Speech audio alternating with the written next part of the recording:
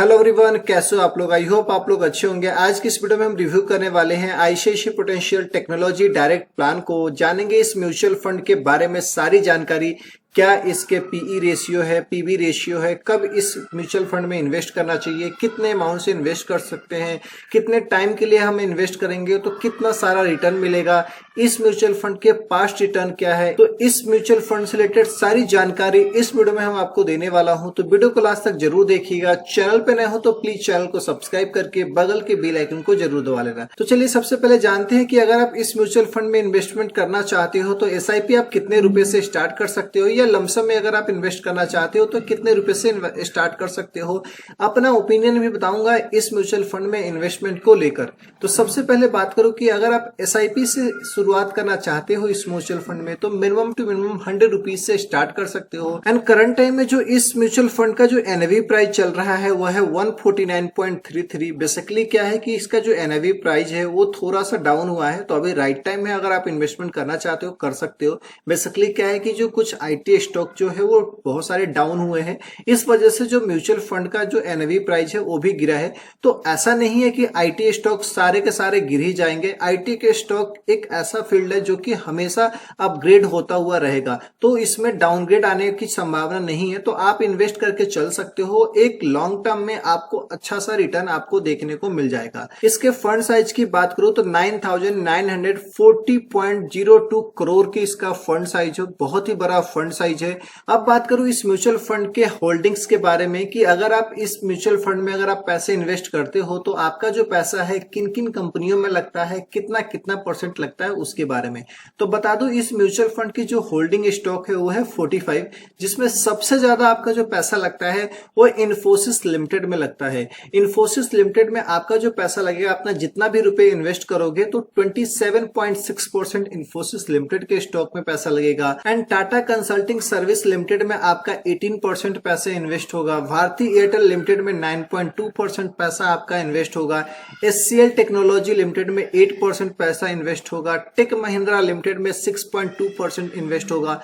Wipro limited में आपका 4% investment होगा। तो बेसिकली ये कुछ टॉप कंपनियां हैं जहां पे आपका पैसा इन्वेस्ट होगा, जो कि निफ्टी 50 के अंदर भी आता है। तो इंडिया की टॉप 50 कंपनीज है। तो ओवरऑल अगर आप इसमें पैसे डालते हो तो क्या है कि आपका पैसा लॉन्ग टाइम में काफी अच्छा ज्यादा रिटर्न दे सकता है। अब बात करूं इस म्यूचुअल फंड के सेक्टर वाइज के बारे में कि आपका जो पैसा अगर आप इन्वेस्ट करते हो तो कौन कौन से सेक्टर में इन्वेस्ट होता है। तो बेसिकली ये जो फंड का नाम ही है टेक्नोलॉजी फंड, तो मैक्सिमम जो पैसा है वो आईटी स्टॉक में ही इन्वेस्ट होगा। तो बेसिकली आपका जो पैसा है वो टेक्नोलॉजी में 78% इन्वेस्ट होगा, कम्युनिकेशन में 10.06%, सर्विस में 6.5% एंड अदर में 4.9% इन्वेस्ट होगा। ऐसा नहीं है कि आपका जो पैसा है सारे के सारे आईटी स्टॉक में ही डाल देगा। आपका पैसा 3 अदर सेक्टर में भी जाता है जहां से आपका कुछ ना कुछ रिटर्न आने की संभावना होती है। बात करूं इस म्यूचुअल फंड के पीई रेशियो के बारे में तो वो है 24.64 रुपीज,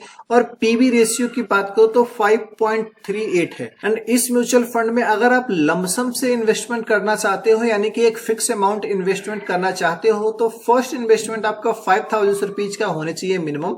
सेकेंड इन्वेस्टमेंट ऑनवर्ड्स आप 1,000 का भी इन्वेस्टमेंट कर सकते हो। लेकिन अगर आप एसआईपी से स्टार्ट करना चाहते हो तो मिनिमम टू मिनिमम 100 रुपीज से स्टार्ट कर सकते हो। मैक्सिमम आपके ऊपर डिपेंड करता है कितना आप इन्वेस्ट करना चाहते हो। अब जान लेते हैं रिटर्न और रैंकिंग के बारे में कि अगर आप जो है इसमें इन्वेस्टमेंट करना चाहते हो 1 साल के लिए, 3 साल के लिए, 5 साल के लिए, तो अगर आप 1 साल के लिए इन्वेस्टमेंट करना चाहते हो तो ये आपके लिए अच्छा म्यूचुअल फंड है या नहीं है।